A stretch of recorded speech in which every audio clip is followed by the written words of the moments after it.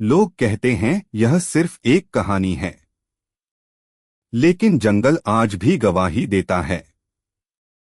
जिसने जंगल और देवता को धोखा दिया, उसका अंत पहले ही लिख दिया जाता है। आप इस कहानी को रात में सुने, अच्छी नींद आएगी और आपको फील होगा कि आपके ग्रैंडफादर ये कहानी सुना रहे। चलो तो फिर शुरू करते हैं। बहुत पुराने समय की बात है। घने जंगलों के बीच बसा हुआ एक छोटा सा गांव था, भारवा। यह गांव किसी राजा का नहीं था, बल्कि यह गांव देवता का था। गांव के लोग पंजुर्ली देव और गुलिगा देव को मानते थे। उनका विश्वास था कि जब तक देवता प्रसन्न हैं, तब तक जंगल उनकी रक्षा करेगा। लेकिन एक दिन एक लोभी राजा वहां पहुंचा और उसकी नजर जंगल की जमीन पर थी। राजा ने कहा कि अब यह जंगल मेरा है। गांव वालों ने हाथ जोड़कर कहा, महाराज, यह भूमि देवता की है। राजा हंस पड़ा।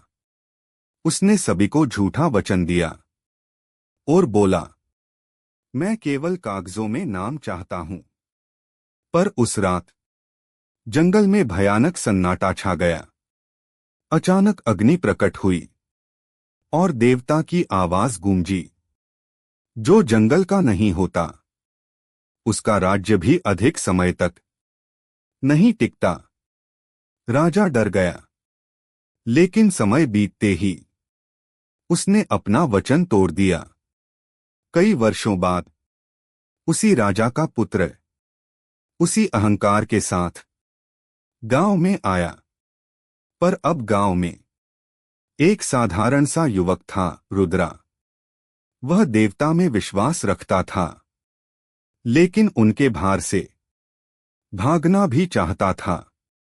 जब अन्याय अपनी सीमा पार कर गया, जब जंगल का रक्त बहाया गया, तब देवता ने उस युवक को चुना। ढोल बज उठे, आंखों में अग्नि थी, पैर धरती पर नहीं टिक रहे थे।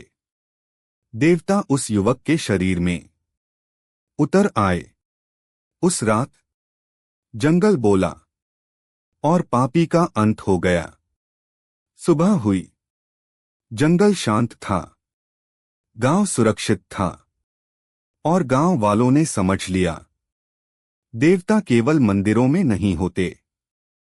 जब अन्याय होता है तो वे किसी मनुष्य के माध्यम से न्याय करने आते हैं। जंगल का कानून लिखा नहीं जाता, लेकिन जब लागू होता है तो आत्मा तक कांप उठती है। ऐसे ही दिलचस्प, हॉरर, मजेदार कहानी सुनने के लिए चैनल को सब्सक्राइब करके बेल आइकॉन दबा देना। धन्यवाद।